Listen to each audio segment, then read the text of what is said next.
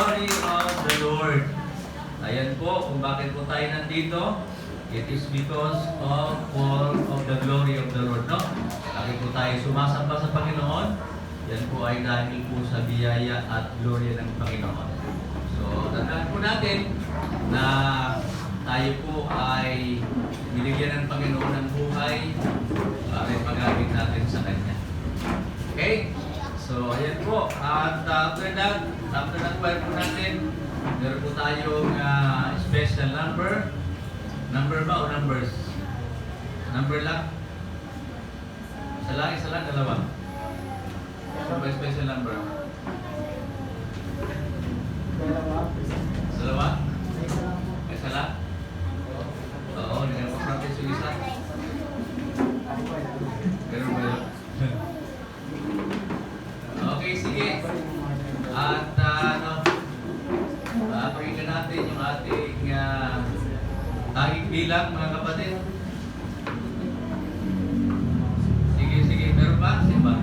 Ayan pala.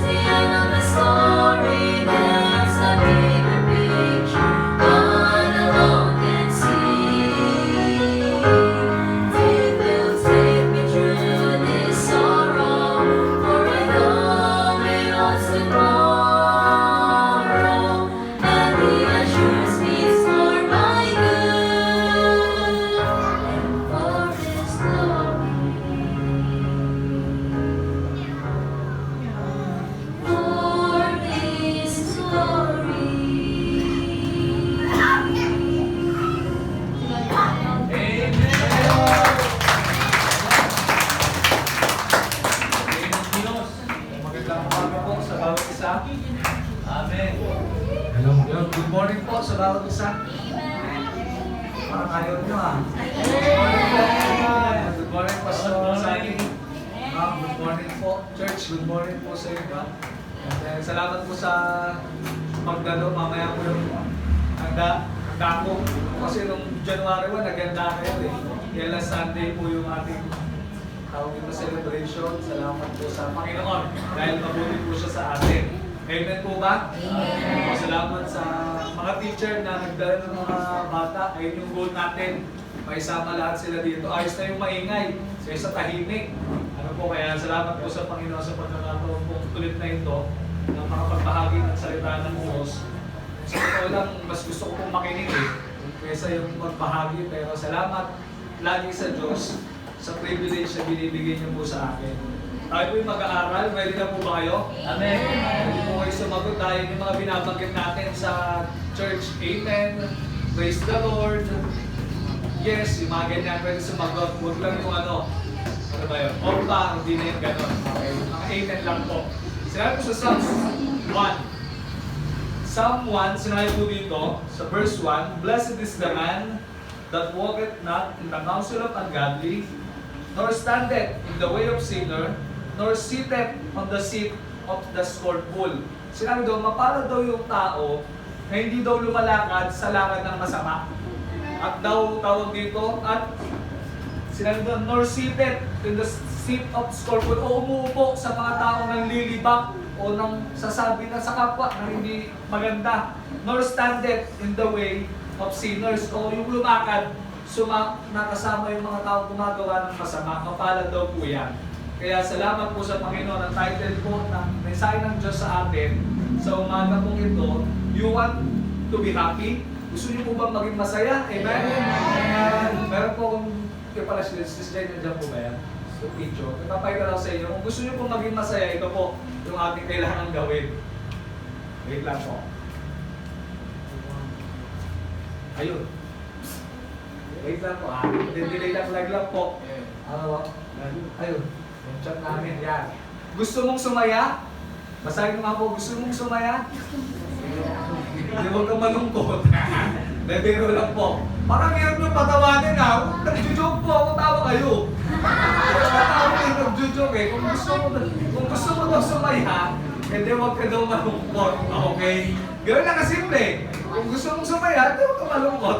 Pero hindi ko yun yung gusto ko. Nag-joke lang po ako. Kung hirap nung pasayahin ha. Ano po? Sinabi dito, mapalad daw yung blessed dito, inelintulad siya sa word na happy. Masaya daw yung tao na, tawag dito, hindi nakikinig sa payo ng masama, lumalakad sa lakad ng mga makasalanan o masama din, o umuupo sa mga taong nanlilibak pagkausapang kasiraan ng iba nandun, mapalad ka daw pag hindi ka sumasama doon. Ngayon ang tanong ko po sa inyo, ano po, gusto po ba natin maging masaya talaga? Amen? Ang pagiging masaya po ay choice. Happiness is a choice. Amen? Pinipili po yun. Ano po? At tawag po dito, hindi, at ang happiness ay challenging. Ano po? Kasi nga naman, totoo naman, tawag po dito, mahirap maging masaya pag meron kang karamdaman. Mahirap pong maging masaya pag nasunugan ka. At hindi mo pwede sasabihin yun, happiness is a choice. Baka masapak ka nun eh. Nasabihin mo, okay lang yan. Challenging yung pagiging masaya, tama? Pero kailangan mong piliin yun. Ang tanong ko, pag naging malungkot ka ba, gagaling ka? Pagka naging malungkot ka, mawawala ba yung problema mo? Pag naging malungkot ka, nagmukmuk ka, yung nasunog mong bahay, tawag dito, ano bang magandang term? Magiging okay ba ulit? Magiging buo ba ulit? Ibig ko sabihin, hindi naman eh. Hindi piliin na natin maging masaya, amen? Kaya natin sinasabi ni Pastor sa atin, kung meron mang malungkot, may dahilan si Pastor eh, Pastor natin eh. Kasi may sakit eh. Pero masaya naglilingkod sa Diyos. Bakit? Kasi ang happiness is a choice, pipiliin mo po yun. At mahirap maging masaya pagka yung kasama mo laging malungkot. Huwag kayo masyadong magsasama sa mga malulungkot palagi.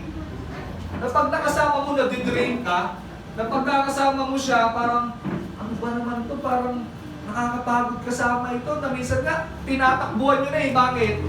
Kasi nga pagkakasama mo siya, nauubos ka eh. Parang wala nang nakwentong maganda to ah. Lagi na lang pangit nakakwento nito. Sinabi dito, mapalad daw yung mga taong hindi sumasama sa mga taong ganito. Kasi kung sino yung sinasamahan mo, magiging ganun ka. Pagkakasama mo, manginginom, sinasabi nila pastor, ako hindi po kasi ako manginginom nun eh. Okasyon lang ako umiinom dati. Pagkakasama mo manginginom, magiging manginginom ka na rin. Pagkakasama mo tawag dito, laging malungkutin, magiging malungkot ka rin, maniwala ka. Pero pagkakasama mo, yung tawag dito, meron dito eh. Na pagkakasama mo tawag dito, yung laging high blood, yung laging mainitin yung ulo, magiging mainitin din ulo mo. Ano po?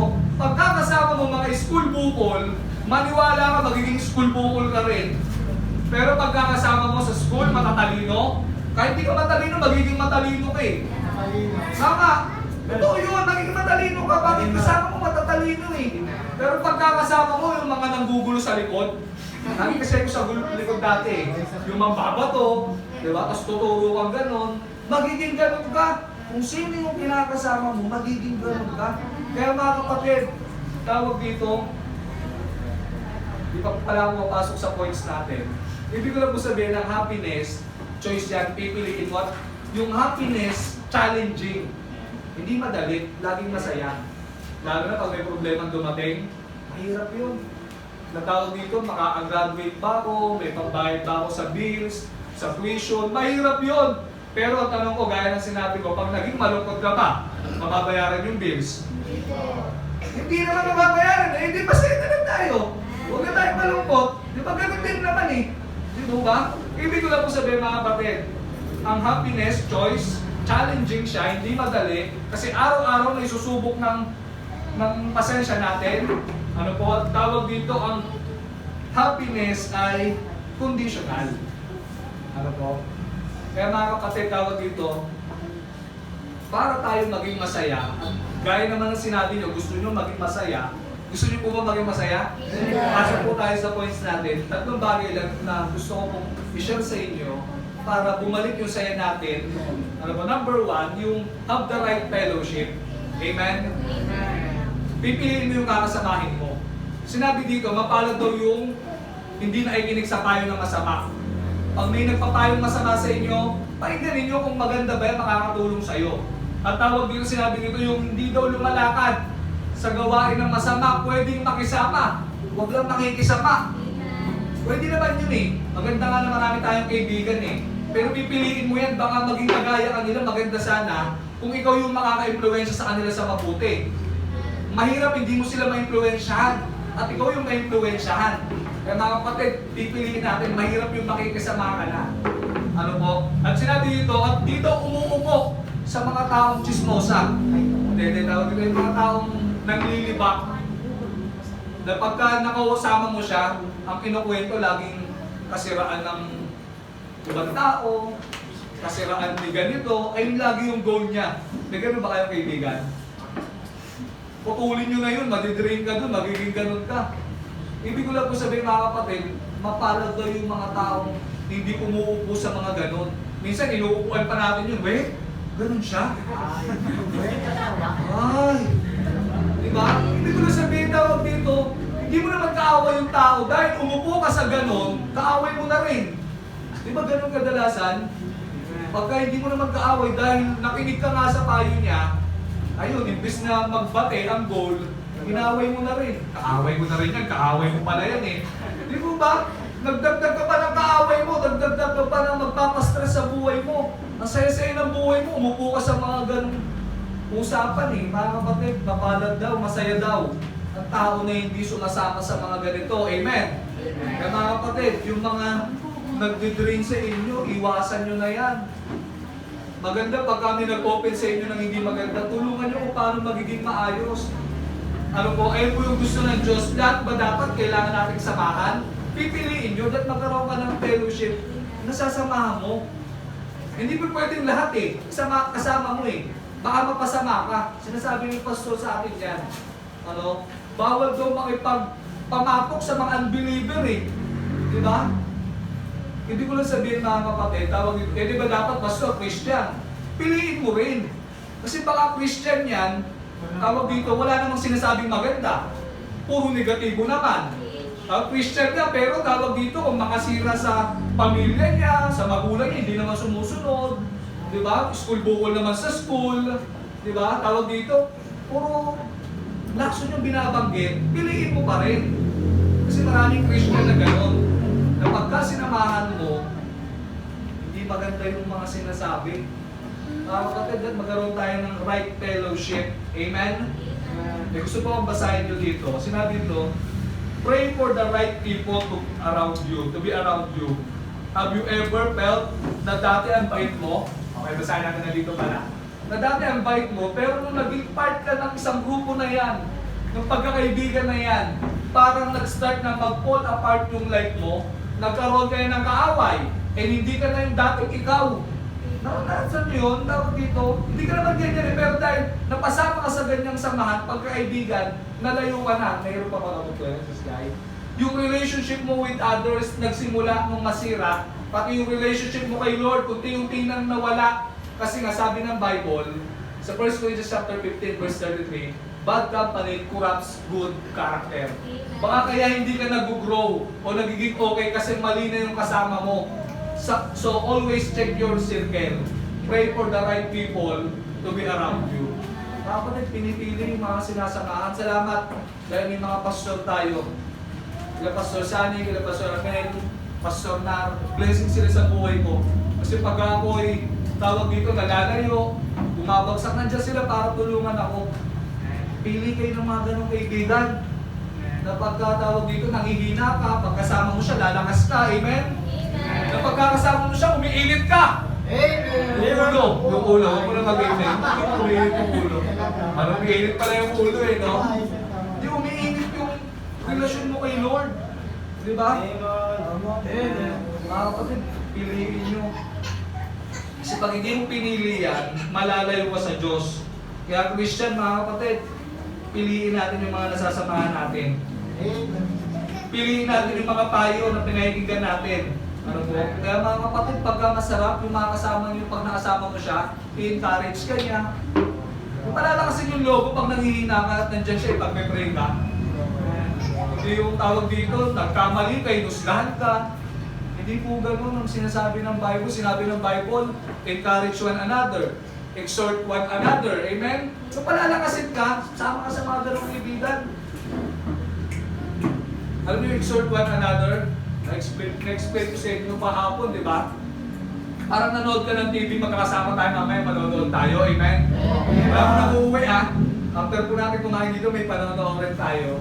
Hindi ko sabihin, pag nanood kayo ng palabas, lahat naman tayo nanood, pero yung isang tao, tawag dito, kinukwento niya pa rin sa'yo, may ganun ba kayong kaibigan? After nung manood, kinukwento sa'yo, parang ang dating hindi mo naman pinanood naman kayo pareho. Parang kinukwento niyo, alam mo ba, ganda nung nangyari, no? Nagkabalikan sila, si Aldrin, tsaka si di ba? Hello, love, ano ba yan? Hello, love again. Hinihintay ko sa Netflix wala pa Hindi ko lang sabihin, tawag dito, kinukwento sa'yo, napanood ko naman. Ganun din pala sa Christian life. O sa pakikinig ng salita ng Diyos, narinig niyo yung sinabi ni Pastor kanina, ang galing, no? Ganun pala dapat.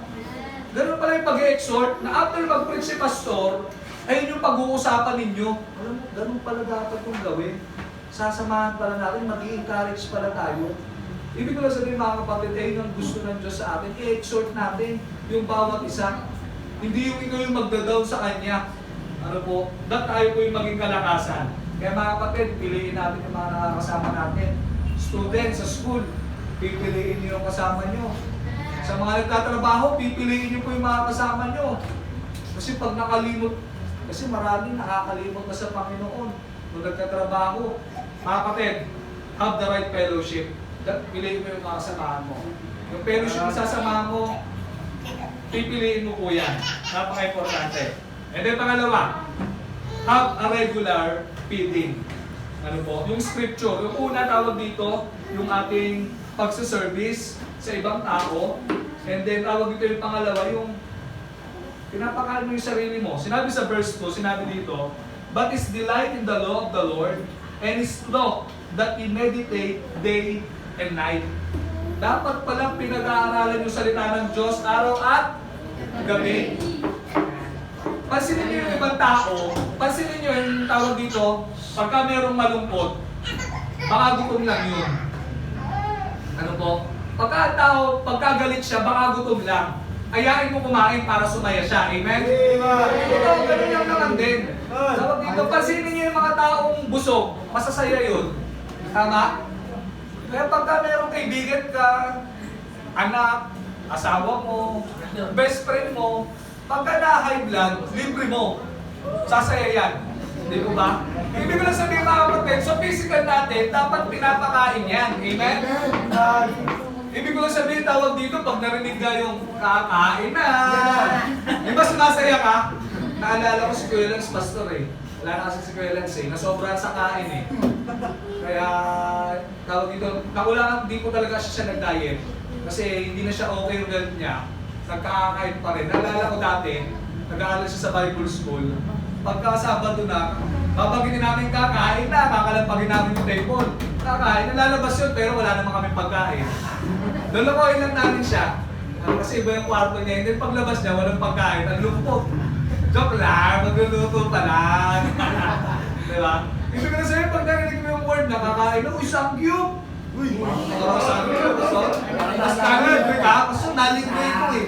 Kung sangyup, yan sa'yo eh. So, pakiramdam, di ba? Ibig ko na sabihin, dapat dito, pagka ang tao, malungkot siya, o kaya galit siya, ayahin mo lang kumain niya. Libre mo lang, sasaya yan. Alam niyo po mga kapatid, minsan, sa ating buhay pananampalatayang Christian life natin, kung bakit tayo malungkot, kasi hindi mo na pinapakain yung spiritual life mo. Kung bakit pagka church yung Sunday, pinagpapalit mo na, kasi hindi ka na regular kumakain spiritual.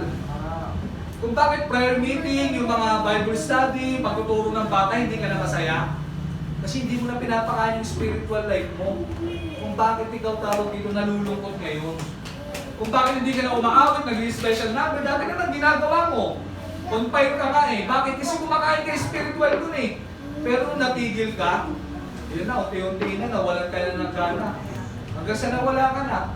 Pansinin niyo yung mga taong hindi na talaga kumakain. Halimbawa may sakit na, hindi kumain, mas lalong napapahamak eh. Mga kapatid, tawag dito, tayo rin, gano'n din spiritual. Kailangan natin pakainin tayo, yung sarili natin spiritual, kailangan natin to. Kailangan natin maging guided ng Word of God. Kasi pagka hindi ka na magiging masaya sa church. Pagka Sunday, sasabihin mo, yan na naman, Sunday na naman. Nakakatamad. Diba? Pero tawag dito, sa ibang bagay naman, masaya tayo. Siguro sabihin mga kapatid ko, ba't di na tayo masaya sa prayer time, sa Bible? Nangyayari po yan sa lahat. Bakit? Kasi hindi na tayo regular kumakain. Hindi lang po sa tinapay na bubuhay ang tao, kundi sa salita ng Diyos. Kaya pansin mo, minsan busog ka naman, okay ka naman, physical, pero malungkot ka pa rin. Di ba may times na gano'n? Okay ka, wala kang sakit, pero hindi ka masaya. Bakit? Kasi yung spiritual life mo wala na. Lalo na kung talagang Christian ka, nangyayari po yan, okay ka, wala kang sakit eh. Pero dahil hindi ka na kumakain regular, ang lungkot mo. Mga kapatid, para tayo lumakas ulit, kailangan natin ng salita ng Diyos. Kung mahina ka personal devotion, halimbawa hindi ka magaling sa personal devotion, parang lagi mo nakakaligtaan yung everyday na magbabasa ng Bible, buklatin niyo yung notes ninyo. Yung nag-notes kayo, sulat niyo yung mga preaching. Basahin mo ulit yun, mare-revive ka. Yung sinabi ni Pastor Sani, ng mga pastor natin, basahin niyo ulit para ma-revive ka ulit.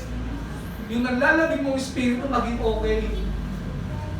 Alam niyo po tawag dito, kailangan natin yung regular feeding na pinapakain natin yung ating spiritual life. Alam mo kung bakit hindi tayo masaya? Wala na po ito. Alam mo kung bakit hindi ka na nakakapanalangin? Wala na pong pakikinig ng salita ng Diyos.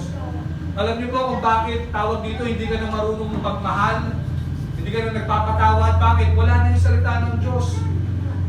Kung bakit sa mga bata, hindi nyo kayang mahalin yung magulang nyo, nakapasagot kayo sa kanila. Kasi yung salita ng Diyos, hindi nyo na nababasa. Nakakalimutan na natin. Ibig ko lang po sabihin, kung bakit tayo nagkakamali, Kasi yung salita ng Diyos, nawala na po sa atin. Mga kapatid, kailangan natin yung regular. Napakainin natin yung sarili natin, spiritual. Ano, para bumalik yung sigla po natin sa paglilingkod sa Diyos. Amen? Nandiyan pa po ba kayo? Amen. Kailangan natin basahin ito. Kailangan yung basahin ulit yung ano ba yung pinagsipaso sa akin ng Wednesday. Ako binabasa ko yung palagi, para pag nabasa ko, i-share ko din sa iba. Kasi napaka-importante. Kasi once na hindi nyo pinag-aralan yung salita ng Diyos, manghihina ka talaga. Ano po? Kaya yung scripture napaka-importante. Kung bakit tayo laging mainitin yung ulo, ano, nagdududa tayo sa Diyos, may problema tayo, parang talunan ka. Bakit? Kung salita ng Diyos, nagdududa ka na, hindi mo na binabasa. Pero dami naman ng miracle na ginawa ni Lord sa buhay mo. Diba? Nalampasan mo. Ngayon, nagdududa ka ulit sa Diyos. Bakit? Kasi nakakalimutan natin yung pangako ng Diyos. Ano po, mga kapatid, dahil pangako ni Lord, kung meron kang pagbubulayan, yung pangako po ng Diyos sa atin. Napaka-importante po niya, para maging masaya daw tayo, yung salita ng Diyos sa saya. Huwag kang papayag na papasok ka ng school, mag-work ka, pupunta ka sa work mo, na hindi ka man magbukas ng Bible. Kahit isang verse lang, ano ba yung gusto sabihin sa akin ni Lord ngayong umagang to? Huwag kang papayag na lalabas ka ng bahay ninyo na hindi ka nakapagbulat ng Bible. Kasi once na binuklat mo yung Bible mo, mapapaalalahanan ka. Meron kang baon. Ano po, mahirap pumasok, magtrabaho ng walang almusal. Ma-high blood ka agad. Parang biruin ka lang ng classmate mo, mahinis ka, sasapay kita. Kung bibiro di ba? Ganun din sa Christian life, pagka wala kang Bible reading, madali kang magagalit. Ano? Lahat kaaway mo. Opo. Kapag ganoon din sa spiritual life, kailangan po natin yung salita ng Diyos. Amen? Kaya goal po natin ngayong taon na ito, magbabasa na ulit tayo ng Bible. Balik tayo ulit. Ano po, walang masama, bumalik sa Diyos. Kilala tayo ni Lord. Ano po? Tawag ito, gaya nga nung ginawin kanina, for my good and for His glory. Lahat na nangyayari sa atin, para sa kabubuti natin, at para sa kapurihan ng Diyos yan. Kaya yung mga pagkukulan natin sa Diyos, para sa kapurihan pa rin ng Panginoon niya. Kaya mga kapatid, yung regular na Bible reading, balik niyan para bumalik ka sa saya mo. Hindi mo ba? Ba't tayo nalungkot na eh? Bakit? Kasi wala na. Nakalimutan natin yung salita ng Diyos. And then number 3, nandiyan pa po ba kayo? Magpo 30 minutes pa lang po ako. 30 minutes tapos na po ito. Number 3, have a real fulfillment. Sinabi sa verse 3, and he shall be like tree planted by the rivers of water, that bringeth forth his fruit in his season. His leaf also shall not wither, and whatsoever he doeth shall prosper. Iba-iba kasi ng success ang mundo, tinuturo ng mundo. Yung iba, pagka may financial freedom ka, success ka na. Na pagka kumain ka sa restaurant, hindi mo na titignan yung bill. Ano? Ayun yung sinasabi ng iba, pagka pumunta ka sa mall, tumingin ka ng mga bibilin mo, hindi mo na titignan yung presyo, bilhin na yan. Ayun yung sinasabi nilang success. Yung iba naman tawag dito, okay, maganda naman yun. Sinabi naman tawag dito ng iba, pagka okay ka na sa time mo, ano, hawak mo yung oras mo, success ka na daw nun. Napaka-importante naman, hawak mo yung oras mo. Kaya nga ako, hindi na nagtrabaho eh. Kasi napaka-importante na hawak mo yung oras mo, wala kang boss eh. Di ba? At sinabi naman iba, pagka healthy ka, physically fit ka, oo nga naman, parang maganda naman yun. Na healthy ka, di ba? Wala kang sakit. Ano po? At sinabi naman ng iba, tawag dito, pagka yung relationship mo sa pamilya mo, sa kaibigan mo, sa classmate mo, sa ibang tao, okay ka, success ka na daw nun. Maganda naman. Ano po? Pero ang real success po talaga, yung masunod mo, yung pinagagawa ng Diyos sa buhay mo. Hindi yung gusto mo lang. Maganda po yung maging mayaman ka. Wala naman pong masama doon. Okay po yung may trabaho ka, tawag dito yung bibili mo yung gusto mo, pero ang hindi po okay, makalimot ka sa Diyos. Ayun po yung ayaw ng Panginoon. Binigyan ka ng trabaho ng Diyos, naging with honors ka sa school, hindi para pagka sa church hindi ka with honors. Mas maganda pati sa church with honors ka, amen?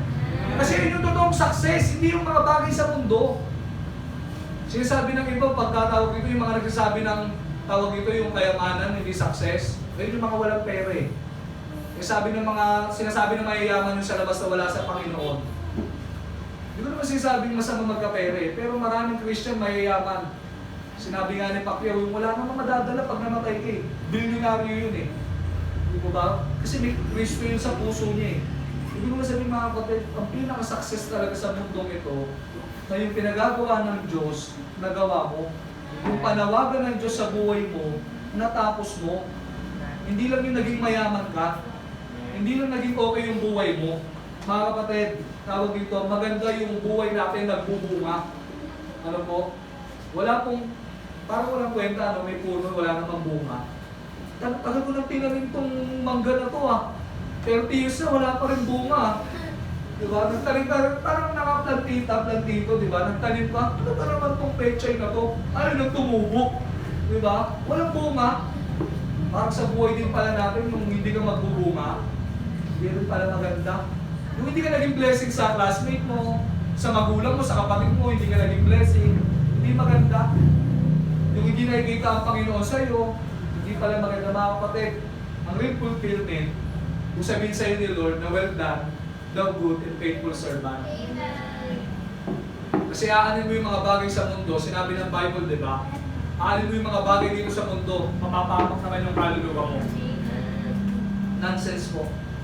Sa totoo lang po, tawag ito yung mga bagay na material dito sa mundo, pansamantala lang naman ikaw sasaya eh. Sa totoo lang naman, masaya naman sa labas eh. Yung sa mga kaibigan mong gumagawa ng mali, masaya yun. Di ba? Pero pansamantala lang. Hindi talaga yung magbibigay sa'yo ng fulfillment eh. Di ba iba pa rin yung naglilingkod ka sa Diyos eh, di ba? Amen? Naglilingkod ka, ibang kasiyahan yun. Bakit? Kasi ang Diyos ang nagbibigay mo. Na kahit ang dami mong problema, na kahit parang ang dami mong pagkukulang, kahit ano yung nakaraan mo, pero dahil magkakasama kayo sa church, naglilingkod kayo, ang saya-saya mo. Diba? Parang kahit sa tingin mo wala nagmamahal sa'yo, pero dahil alam mo mahal ka ni Lord, diba? Masaya ka. Siyanin mo yung laki ng bahay ninyo. Tawag dito, hindi naman kayo nag-usap-usap. Diba? Sabi nung kapatid natin sa amin, sabi niya, Pastor, nang lumaki yung bahay namin, hindi na kami nag-usap-usap doon. Mas okay pa yung maliit eh. Kasi walang no choice ka eh. Paglabas mo, yun na yun eh. Sana agad eh. Diba? Bawal ka, wala ka namang kwartong ibang anuan. Diba kasi nagkukulong na sila, kanya-kanyang kwarto na daw sila. Nawala daw yung usapan nila. Diba, lungkot nun, ang laki nga ng bahay mo, wala namang usapan. Okay na yung maliit, pero ang saya nyo, di ba? Pero okay din yung malaki, pero nag-uusap-usap pa rin. Amen? Amen! Ano? Naiiba lang kasi, nung binless na naiiba, marami po kasing ganun. Nung naging okay na yung buhay, nakalimot sa Diyos. Mga kapatid, ang gusto namin po sa inyo, lagi nga natin nagpipray ni Pastor, i-bless kayo ni Lord eh. Yumaman kayo eh. Opo, gusto po namin yun. Pero once na bless kayo ni Lord, huwag niyo pong kalimutan ng Diyos. Sana isipin niyo, ano ba yung kailangan doon sa church namin? Ano ba yung kailangan ng kapatiran, ni pastor? Ano ba yung kailangan ni pastor? Ano po? Pansinin niyo pa nagpa-check up kayo, magkano bayad? 500, pinakamura. 500 ko pa nagpa-check up. Alimutan ko na hindi na, ilang taon na po kasi yung hindi na hospital eh. Praise the Lord. Kaya pag nagpa-check up ka, tawag dito, malalaman mo yung sakit mo. Diba?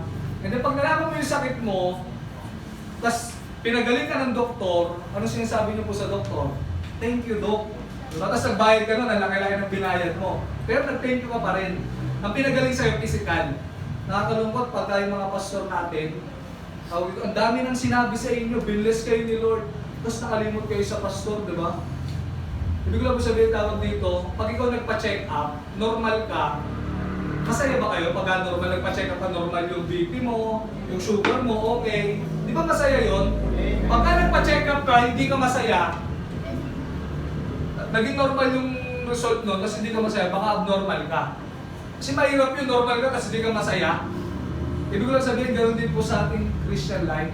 Bakit para maging okay tayo, maging masaya tayo, that regular tayo magbasa ng salita ng Diyos, and then yung fellowship natin, at real fulfillment mga kapatid, gaya po ng sinabi ng Diyos, yung magawa natin yung pinagagawa niya sa atin.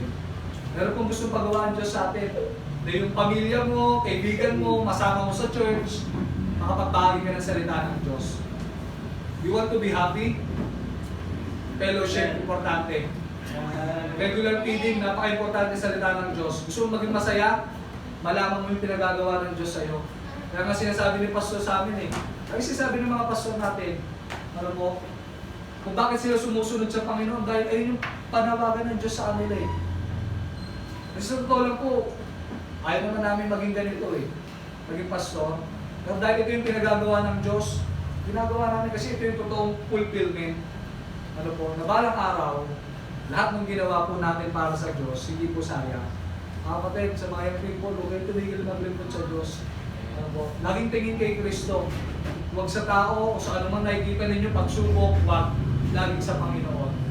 Kasi tawag dito, ang real fulfillment, yung magawa natin, yung pinagagawa ng Diyos sa atin. Mga kapatid, sama-sama tayo maglingkod sa Panginoon. Para maging masaya tayo, fellowship, sasamahan ninyo, napaka-importante. Iwas po kayo sa mga samang nakapagpalingkod sa iyo. Iwasan niyo po yun. Ito yung regular reading, napaka-importante yung magbasa ka ng Bible. Simula ngayon, basa ka. Ba't ka nagiging malungkot eh? Kasi hindi ka nagba-Bible reading. And then yung real fulfillment, napaka-importante. Para kahit anong pagod mo, dahil alam mo, yung pinagagawa ng Diyos, masaya ka eh. Diba? Natuturo ka ng bata, pumupunta ka sa ganito, muntik-muntik kang kapabangga, diba? Masaya ka pa rin.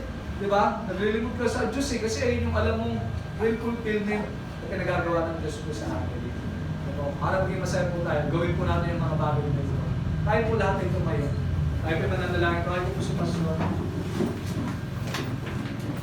Salamat po, Pastor Agil, sa mensahe ngayong umagang ito.